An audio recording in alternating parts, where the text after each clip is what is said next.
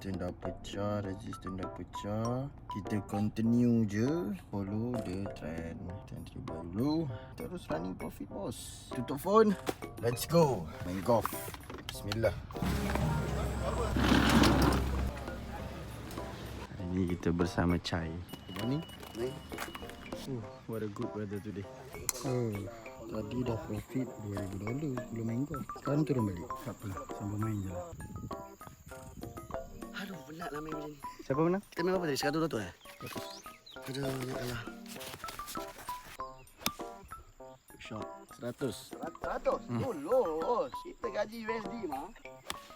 Ini dia lah. Oh, sial kiwak. Hanya profit hampir $40. Asal trader je diorang rasa main golf. Aku banyak cakap diorang ni sibuk ikut aku. Sibuk main golf. Aku tak pandai. Bayar KD tips tak nak. Kata trader bagi tips 50. Kepala bapak kau. Jangan malu lah. Kereta kita sewa, kita pinjam. Tweet.